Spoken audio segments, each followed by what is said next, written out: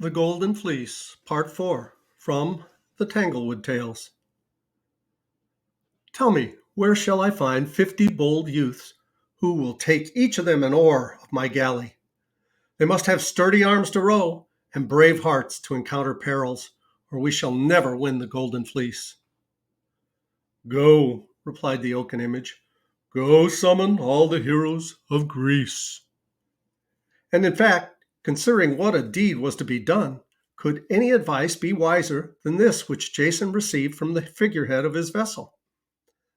He lost no time in sending messengers to all the cities and making known to the whole people of Greece that Prince Jason, the son of King Aeson, was going in quest of the Fleece of Gold, and that he desired to help 49 of the bravest and strongest young men alive to row his vessel and share his dangers.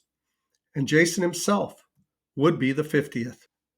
At this news, the adventurous youths all over the country began to bestir themselves. Some of them had already fought with giants and slain dragons, and the younger ones, who had not yet met with such good fortune, thought it a shame to have lived so long without getting astride of a flying serpent, or sticking their spears into a chimera, or, at least, thrusting their right arms down a monstrous lion's throat. There was a fair prospect that they would meet with plenty of such adventures before finding the Golden Fleece. As soon as they could furbish up their helmets and shields, therefore, and gird on their trusty swords, they came thronging to Iolcus and clambered on board the new galley. Shaking hands with Jason, they assured him that they did not care a pin for their lives, but would help row the vessel to the remotest edge of the world and as much farther as he might think it best to go. Many of these brave fellows had been educated by Chiron, the four-footed pedagogue, and were therefore old schoolmates of Jason, and knew him to be a lad of spirit. The mighty Hercules, whose shoulders afterwards held up the sky, was one of them, and there were Castor and Pollux, the twin brothers, who were never accused of being chicken-hearted, although they had been hatched out of an egg, and Theseus, who was so renowned for the killing of the Minotaur, and Lynceus, with his wonderfully sharp eyes, which could see through a millstone or look right down into the depths of the earth and discover the treasures that were there, and Orpheus, the very best of harpers, who sang and played upon his lyre so sweetly that the brute beasts stood upon their hind legs and capered merrily to the music. Yes, and at some of his more moving tunes, the rocks bestirred their moss-grown bulk out of the ground, and a grove of forest trees uprooted themselves, and nodding their tops to one another, performed a country dance. One of the rowers was a beautiful young woman named Atalanta, who had been nursed among the mountains by a bear. So light of foot was this fair damsel that she could step from one foamy crest of a wave to the foamy crest of another without wetting more than the sole of her sandal. She had grown up in a very wild way and talked much about the rights of women and loved hunting and war far better than her needle.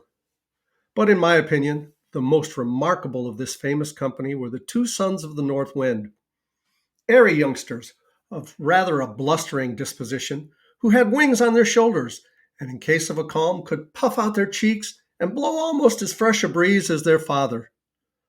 I ought not to forget the prophets and conjurers, of whom there were several in the crew, and who could foretell what would happen tomorrow, or the next day, or 100 years hence, but were generally quite unconscious of what was passing at the moment.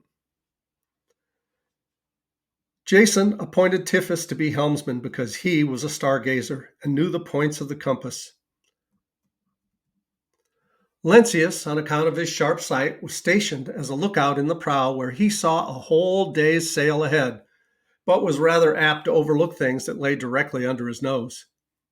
If the sea only happened to be deep enough, however, Lynceus could tell you exactly what kind of rocks or sand were on the bottom of it, and he often cried out to his companions that they were sailing over heaps of sunken treasure, which yet he was none the richer for beholding.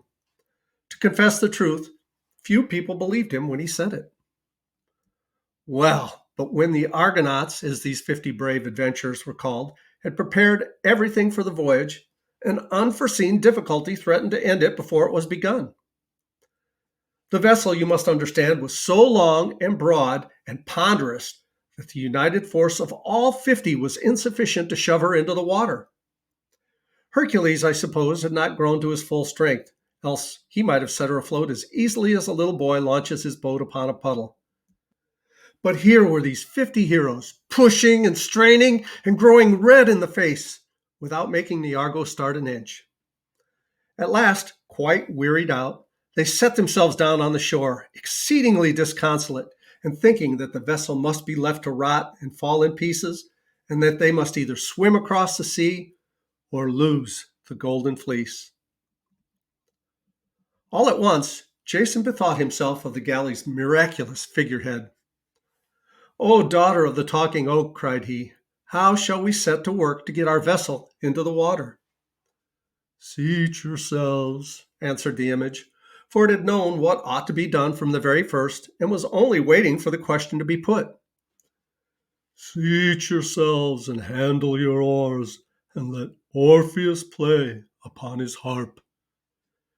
Immediately the 50 heroes got on board, seizing their oars, held them perpendicularly to the water, while Orpheus, who liked such a task far better than rowing, swept his fingers across the harp.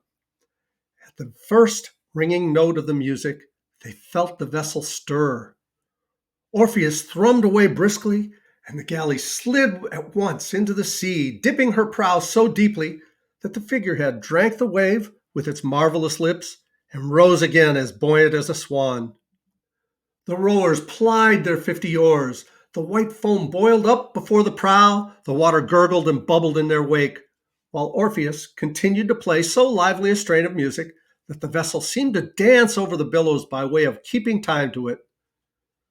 Thus triumphantly did the Argo sail out of the harbor amidst the huzzas and good wishes of everybody, except the wicked old Peleus, who stood on a promontory scowling at her and wishing that he could blow out of his lungs the tempest of wrath that was in his heart, and so sink the galley with all on board. When they had sailed about 50 miles over the sea, Lynceus happened to cast his sharp eyes behind and said that there was this bad-hearted king still perched upon the promontory and scowling so gloomily that it looked like a black thundercloud in the quarter of the sky. In order to make the time pass away more pleasantly during the voyage, the heroes talked about the Golden Fleece. It originally belonged, it appears, to a Boeotian ram who had taken on his back 2 children when in danger of their lives and fled with them over land and sea as far as Colchis. One of the children, whose name was Helle, fell into the sea and was drowned. But the other, a little boy named Phrixus, was brought safe ashore by the faithful ram, who, however, was so exhausted that he immediately lay down and died. In memory of this good deed, and as a token of his true heart, the fleece of the poor dead ram was miraculously changed to gold and became one of the most beautiful objects ever seen on earth. It was hung upon a tree in a sacred grove, where it had now been kept I know not how many years, and was the envy of mighty kings who had nothing so magnificent in any of their palaces. If I were to tell you all the adventures of the Argonauts, it would take me till nightfall, and perhaps a good deal longer. There was no lack of wonderful events, as you may judge from what you may have already heard. And I think we'll pause here and continue with our story in the next video. Thanks so much for listening. Hey, please reach down, click like, subscribe to our channel, leave a comment down below. We'd love to hear from you.